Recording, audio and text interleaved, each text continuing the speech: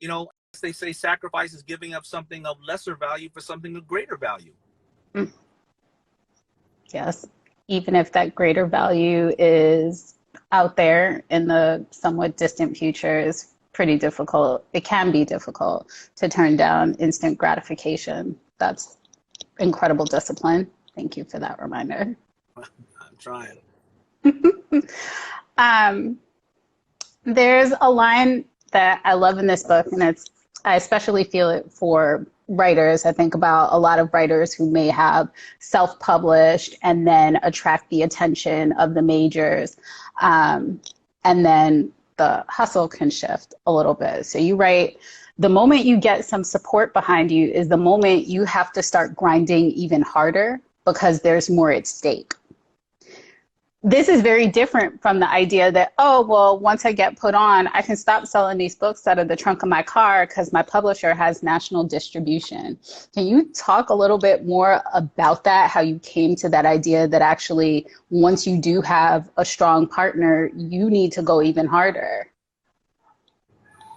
Yeah, you have to, because you have people at risk, and these people, they have their own dreams and aspirations. They've also co-signed on you, and they also believed in you, and they've taken you up to their bosses or whatever the case is, and they've also signed on to be part of your dream, right? So if you do that, like you know, it's a responsibility. Powershift is not about taking all the power from you for yourself.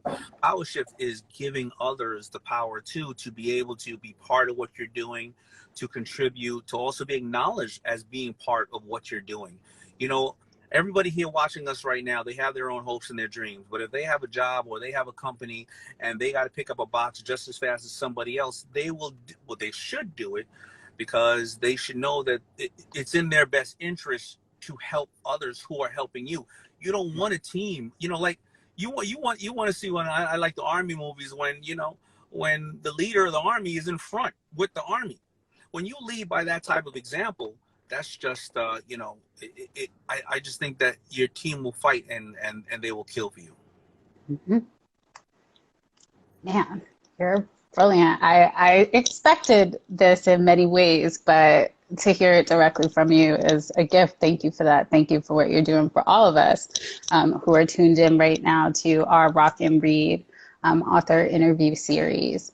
Um, I do want to ask questions about those three parts of Powershift. How did you come to those, from influence to negotiation to relationships? How did you crystallize that these were the fundamental elements at work in moving the dynamic around the room to accomplish something greater than what both parties came in with? Yes, I'll give you. So, because people, and I'm going to bring it up about the people right here who are commenting. There are so many amazing people commenting. Thank you so much. And let me see. You know, so many great things. But I'm gonna touch with that, right?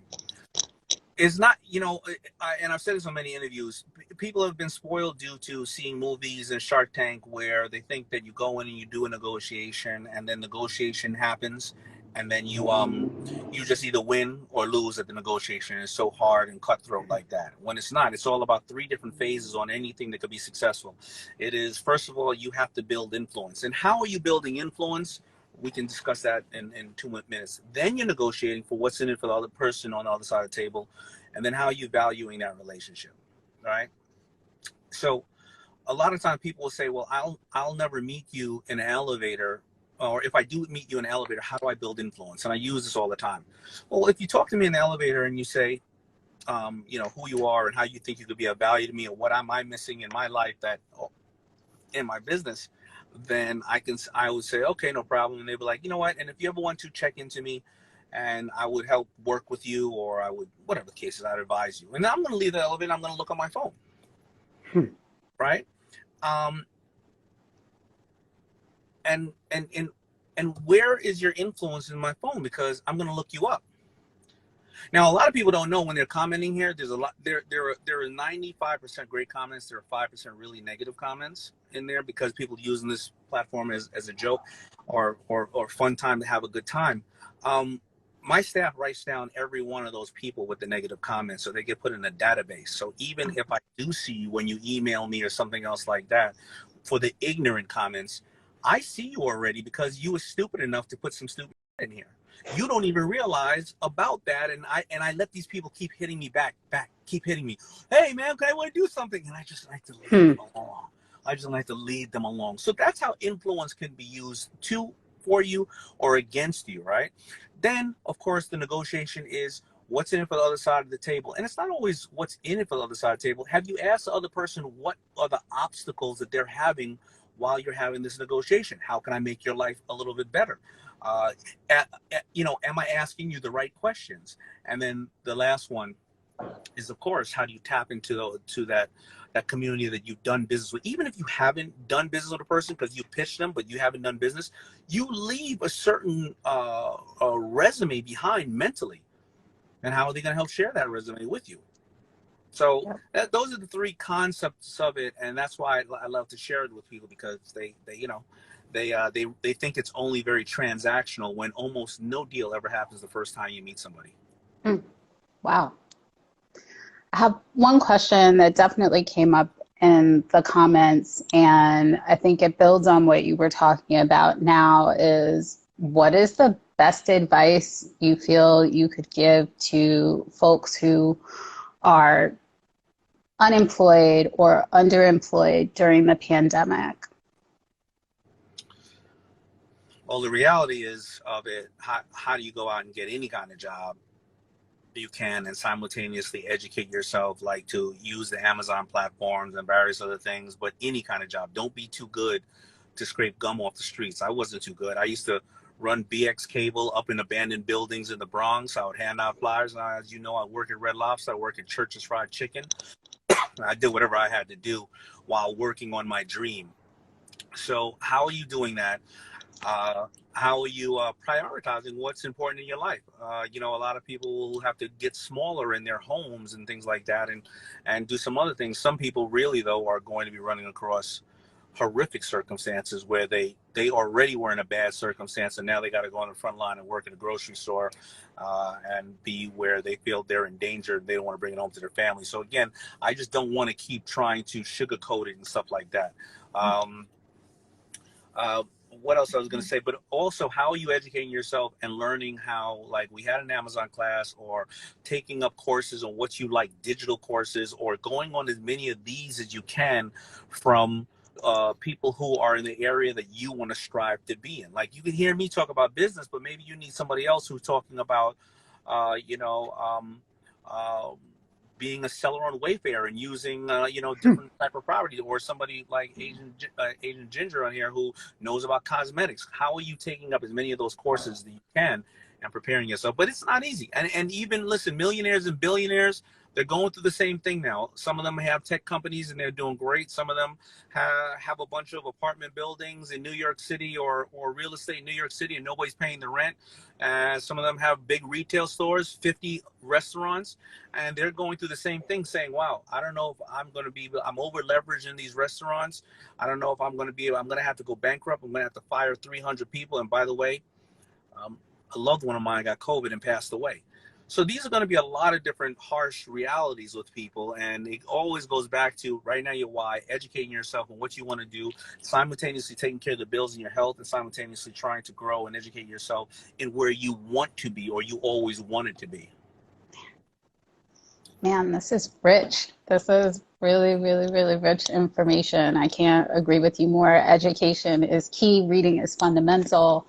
And you overcome significant challenges even to make sure that you participate in that reading culture, down to being an author and providing the content yourself. So thank you. I have one more question. I know that I only promised to take up an hour of your time, and even though we're a little late starting. The live cuts off after an hour. Oh, okay. So great. I will be cut off, which I should be. Someone asked, what are your core values? Do you have like 5 core values, 3 core values that motivate you everywhere you go in every area? The core values, first of all, put God first. That is an extremely important aspect of my life. Treat people the way you want to be treated with people.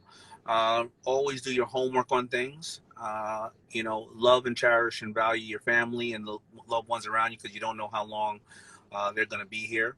And a lot of people are depending on you to do the same. So make sure you take care of your own health, because you don't want to break it. You want to break your heart, you know, break the heart of my wife or my family or my daughters. So those are my general core values. Do I live up to every one of them? No, no. Am I? Yeah. You see me eating a pizza sometimes, or more than I should. Yeah. You know, did I do my homework on some of the things that I wanted to do? No. And then when I get kicked in the ass, I go, why don't you listen to yourself? And you're you should check yourself, because don't sit there and tell everybody else what to do and then you ain't doing the same thing.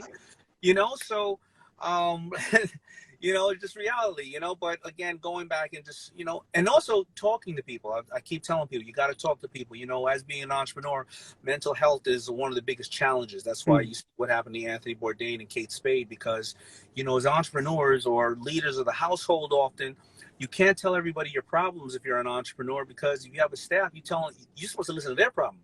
Imagine the boss coming telling you their problem every day. You'd be like, oh, I don't think we're going to be around too much. I better start looking for another job. Dude don't know what he's talking about. You scared? I'm scared, you know? So they got to tell you their problem, and you got to be able to be very respectful and listen to them, because, you know, you can probably be sometimes the solution in that problem, meaning give them time off or give them a raise or give them different access or challenge them mentally, right?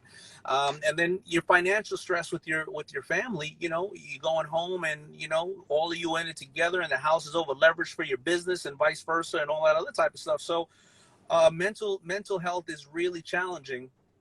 And a lot of entrepreneurs don't go out and talk to other people about their health, because they're just used to bottling it up and trying to deal with it, because every day there's something great happening, every day there's something horrible happening, and you get so numb to it. But that's the same with a mother, that's the same with a teacher, that's the same with a father. Like, you know, like, so try to find people that you can really talk to, and people who aren't going to just down you when you do that. I mean, I was in the hood when I would tell people stuff and they'd be like, yeah, I told you you shouldn't have done that.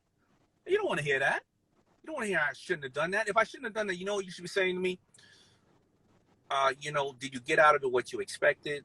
You know, what was your lowest case scenario, your best case scenario? Did you leave everything on the field? Did you do enough research on it? Is there a way I can help you to make sure that you did not go down the right path, but at least to know, let's close that chapter of your life.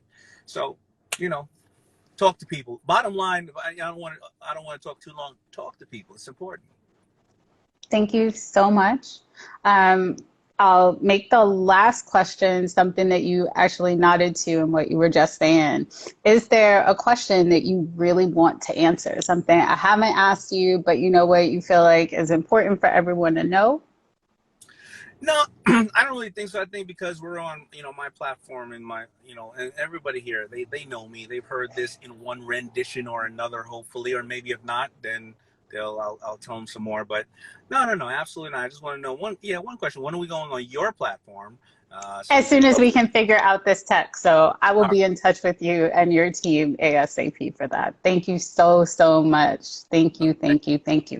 All right, bye. If you want another awesome video in our Black Excellence series, check out the video right there next to me. I think you'll enjoy it.